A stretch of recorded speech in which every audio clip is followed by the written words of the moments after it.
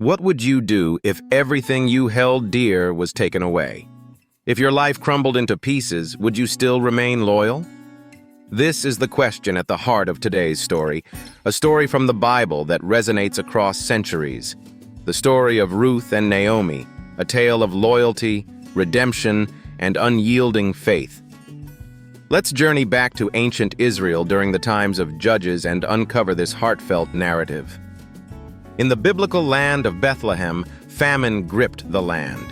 Life was harsh, and survival was uncertain. During this time lived a man named Elimelech, his wife Naomi, and their two sons, Mahlon and Chilion. They decided to leave Bethlehem to sojourn in the country of Moab, seeking refuge and sustenance in a foreign land. But fate was cruel. Over time, Elimelech died, leaving Naomi a widow in an unfamiliar territory. Now, it was just Naomi and her two sons. The boys eventually married Moabite women, Orpah and Ruth.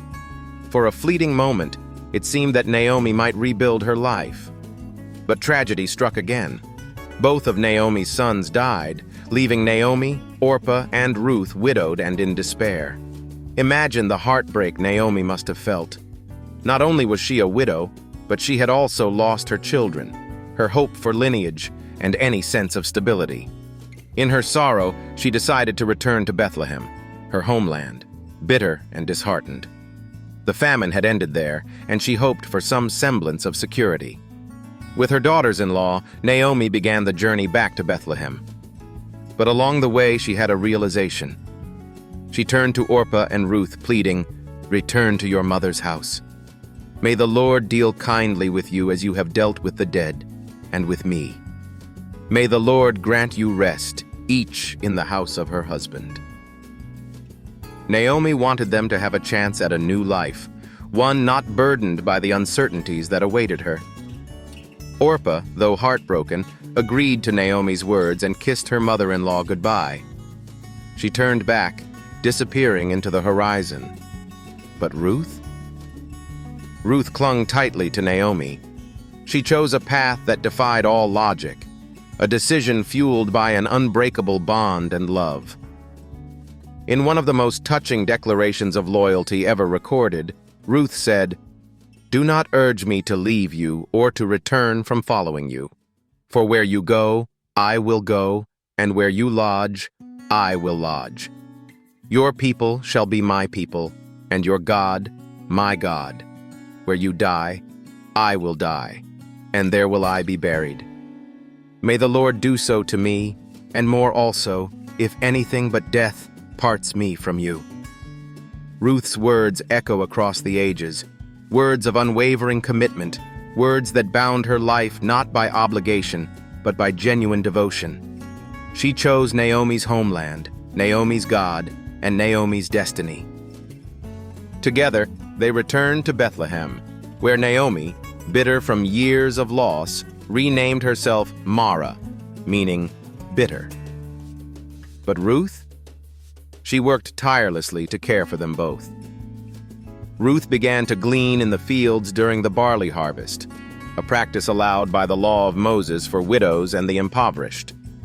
In a local field, she worked under the supervision of a man named Boaz, a relative of Naomi's late husband. Boaz noticed Ruth's diligence and kindness. He had heard of her loyalty to Naomi and was moved. In a compassionate gesture, Boaz ensured Ruth had access to the best parts of the field and instructed his workers not to harm her. Naomi, seeing an opportunity for redemption and stability, devised a plan. She instructed Ruth to approach Boaz and lay at his feet during the night, a symbolic act requesting his protection and offering herself in marriage, according to the customs of their people. Boaz, recognizing Ruth's integrity and uprightness, was honored by her proposal. However, there was a legal complication. A closer relative had the first right to redeem Naomi's land and marry Ruth. Boaz approached the closer relative and discussed the matter. The man, realizing the complexities of the situation, waived his right. With great care and proper procedure, Boaz fulfilled the role of the family redeemer, marrying Ruth and securing the future of Naomi. But here's the extraordinary part. You might ask, why does this story matter so much? Well, Ruth, the Moabite woman, became the great-grandmother of King David, Israel's beloved ruler. And through the lineage of David came Jesus Christ. Ruth's story is an incredible reminder that faith, loyalty, and love can transform the bleakest circumstances into a legacy of redemption. This is not just a story of two women supporting each other. It's a story of faith and determination that transcends cultural and societal boundaries.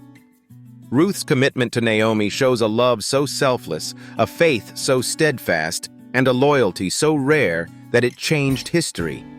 It's a reminder to each of us, no matter the darkness, there's always a glimmer of hope. And sometimes, that hope lies in the strength of our relationships and the faith we carry within us. And remember that name, Ruth.